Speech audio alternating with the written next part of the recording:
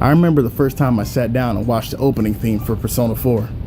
As lame as it sounds, I sincerely got chills. The well-animated opening cinematic, coupled with the sick character designs, and most significantly, the banger that is Pursuing My True Self playing in the background, all just blended so well together that it may still be my favorite intro to nearly anything to this day. At the risk of sounding like every cliche video reviewer ever, from the moment I turned P4 on in that dusty-ass PS2 that had fought way too many battles, I knew I was playing something special. What I did not realize, though, is that my experience with playing Persona 4 may have been a truly pivotal experience to my growth as a human being. I know that sounds grandiose and like an outrageous proclamation to give an end-of-life PS2 era RPG, but without the experience of playing Persona 4 when I did, I truly don't know if I would be the same person that I am today. Coming up through school, I was always a friendly person and believed that I was regarded as such as well.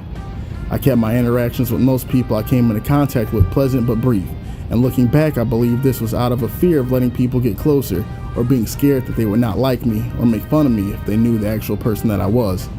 I smiled a lot, but I think a lot of the time this was a facade I used to keep others at bay and avoid any possible trouble or confrontation that may have come as a result of expressing my true feelings. I was agreeable to a fault, and I remember many evenings coming home almost wanting to cry thinking about the things others have said in a callously joking manner that hurt me so much deeper than I was ever willing to let others know. There were days that I dreaded going to school because I didn't want to have to go through the anxiety of what potential insults, rude comments, or uncaring social interactions that I may have been exposed to by entering that damn building. Gaming was my solace. Even when crap at school was bad, I was getting into arguments with my mom, or we ran out of money at home. Things were okay when I was able to turn on that power button and lose myself for a couple of hours on that 32-inch CRT TV in my little bedroom. Though it may have been modest to most people, that room was my sanctuary. There was no place in the world that was more comfortable to me, or that I would rather be than staying in that bedroom. The only place that was a close second was a local video game store that I frequented multiple times a week, usually broke, to just look around and think about all the games I wanted to pick up when I had some money in my pocket. On payday every month or two, my mom would occasionally ask me if there was a video game that I wanted to buy. In my head, I knew she wished that I didn't play video games as much, or that I would do more stuff that, regular teenagers did. But my mom knew I was a good kid, and I could be doing a lot worse for myself, and she loved me. So with that little extra money she had, she would indulge me in my favorite hobby, and I will always be thankful to her for that. I did my usual browsing around the PS2 section when I saw a case for a game that stuck out quite a bit from the others with this bright yellow and black color pattern on it. The title of the game said Persona 4. I had never heard of the game, and I definitely never played any of the other games in the series, but the case and story on the back of the box sounded interesting, and Mike, the cashier at the store who had a similar taste in games to what I did, sang its high praises, so I ended up picking it up. It would be difficult to explain to you guys how immersed I got into this game. I know I described my experience in school as less than pleasant a lot of times, but I had a number of real life friends I could hang out with, so it wasn't like I was a complete social outcast. But getting to know the characters in P4 engrossed me to a level I could barely describe to you.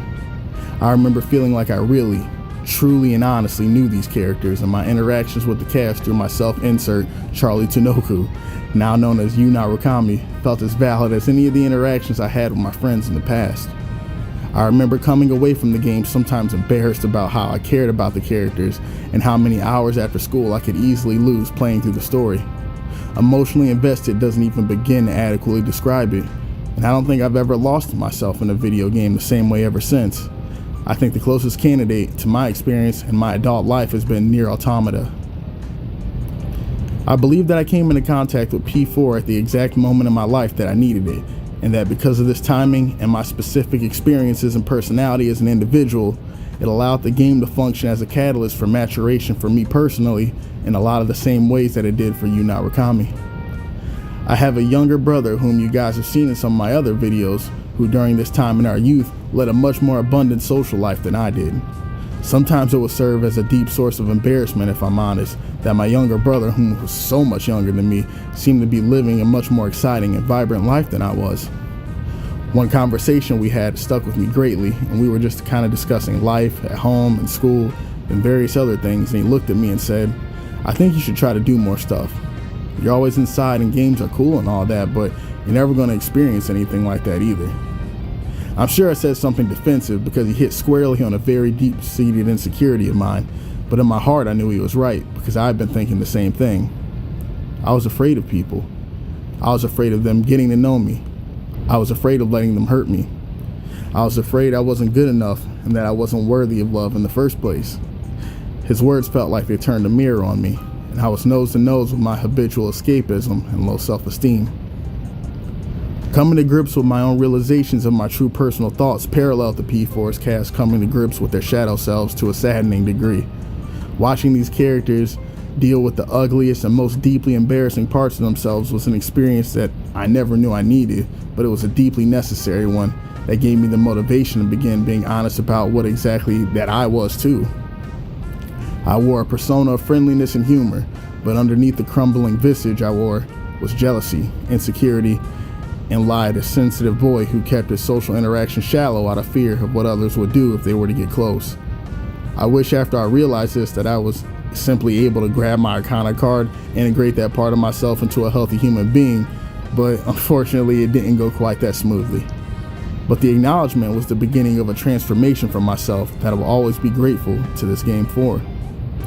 After taking in the story of Persona 4, watching the characters accept themselves, and internalizing the words of my brother, I started to make changes. I began working out. And I did not stop working out. And over the span of that summer after completion of the game, I lost 70 pounds. I made a genuine effort in my senior year of high school to talk to more people than I ever had, and before I knew it, I had my first real girlfriend.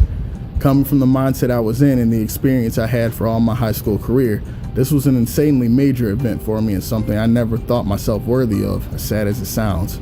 This is not to say that it was all happily ever after this, because this is not even close. We can save that stuff for another time though. The main thing I want to drive home is how P4 was a catalyst for a real life change for me. The soundtrack of Persona 4 brings me nostalgia like very few things can, and I sincerely feel like I owe this game a debt of gratitude for motivating me to be a more well-balanced person. I've made social links far and wide now, and even have my own family, and this is something that high school me would have never even envisioned. My apologies for the length of this video, homies, but I just wanted to speak a little bit about this and just take a second to thank video games for what they've done for me.